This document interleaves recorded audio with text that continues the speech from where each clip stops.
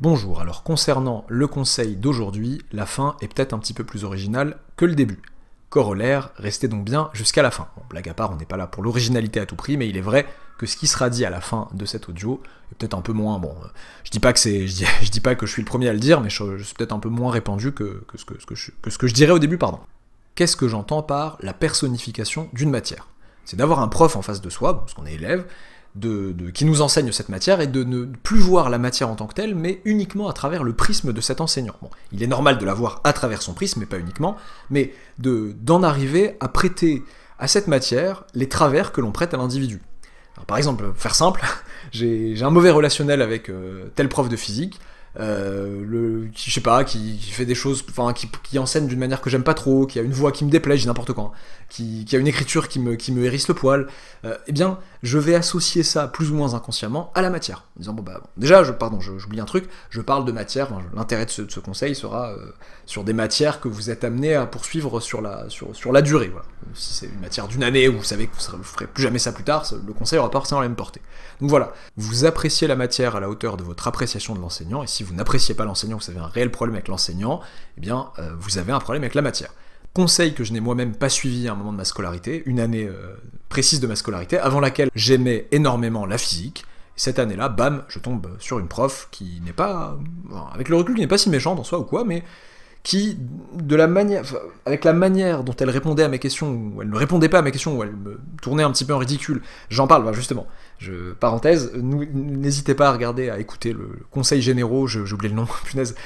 sur le fait de participer en classe, voilà. Ça me concerne aussi, moi j'ai continué à participer, mais voilà, j'étais un peu tourné en ridicule à chaque fois que je posais une question, et avec le recul, je me disais, non mais ma question n'est pas si bête, j'étais très bon en physique l'an dernier, il n'y a pas de raison que cette année-ci ça se passe mal, mais voilà, j'avais l'impression de gêner, d'être... Enfin, avec le recul, je vais me donner une circonstance atténuante aussi, pour pas avoir l'impression de vous dire, bon voilà, maintenant que je suis adulte, il y en a qui sont adultes et qui m'écoutent, maintenant que je suis grand, entre guillemets, je vous donne ces conseils-là, alors que moi-même j'ai pas été capable de les suivre. Bon, c'est vrai que parfois on donne des conseils qu'on n'a pas été à même de suivre soi-même, ça avait pas de problème, mais j'avais 2 ans de moins que les autres, bon voilà, petite circonstance atténuante. En termes de maturité, c'était pas le top, et du coup, le fait de voir que la dame avait l'air de se moquer de moi dès que j'ouvrais la bouche, m'a fait dire, bon écoute, tu sais quoi, il y a une autre matière que j'aime beaucoup qui s'appelle les maths, je vais être super fort en maths, et toi ta matière, voilà, je la mets entre parenthèses. C'est très mal, c'est dommage, ça aurait pu, voilà, j'aurais pu faire, enfin, je sais pas, je regrette rien, mais je veux dire, c'est dommage d'avoir tiré une croix sur une matière que j'ai aimée tant d'années, parce qu'une enseignante qui me déplaisait sur un certain point est passée par là. Voilà, faut se rendre compte du caractère passager, même si on est sur des filières où parfois on scoltine un enseignant ou une enseignante longtemps, ça reste un caractère passager, et donc se dire, bon, j'ai un mauvais relationnel avec elle, elle a l'air de pas m'aimer, je parle pas pour moi, là je parle en général, voilà, la plupart des élèves qui vont me parler du rapport qu'ils ont avec à l'enseignant et à la matière, qui vont faire une corrélation entre les deux, vont plutôt le faire dans le sens de, voilà, tel prof m'agace, tel prof fait telle ou telle chose, et donc j'aime pas ça,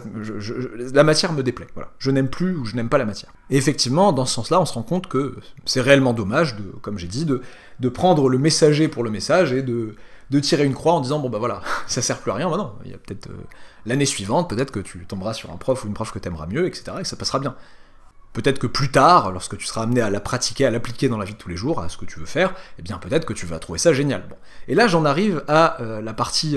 un peu plus originale, qui est, bon, si je dis aux élèves, ne personnifiez pas trop la matière et ne voyez pas les travers de votre enseignant comme les travers de la matière, eh bien ça va dans l'autre sens aussi, dans le sens où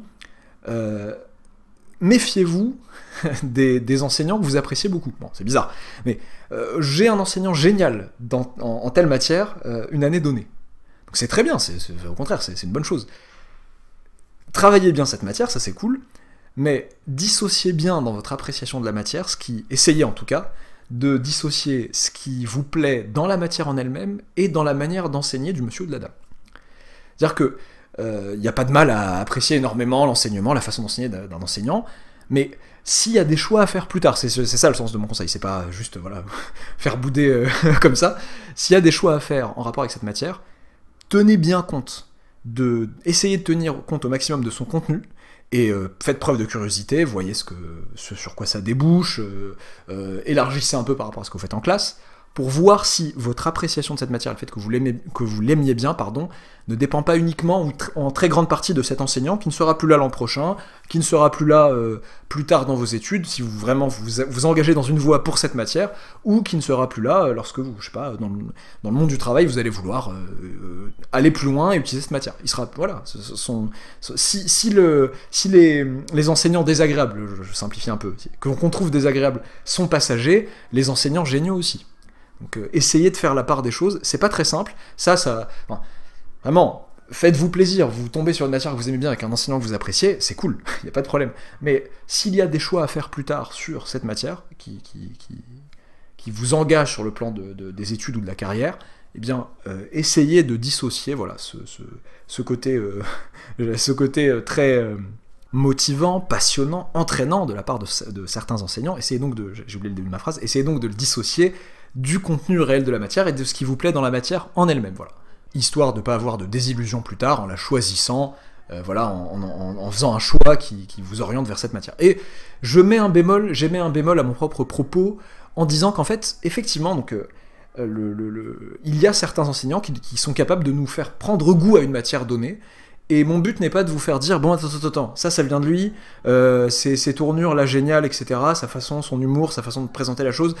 Non, en fait, effectivement, il y a un côté, je suis pas du tout en train de dire de rejeter ça et de dire « Attends, mais la matière en elle-même, qu'est-ce qui me plaît seulement dans la matière en elle-même » Il est vrai que de très bons enseignants peuvent nous marquer et nous faire voir la matière d'une autre manière, et de telle sorte que maintenant, il y a une part de l'enseignant qui s'est immiscée dans notre vision même de la matière. Et là, en l'occurrence... ça, si vraiment ça peut devenir un moteur en tant que tel, là, il n'y a pas de problème. Là, je garde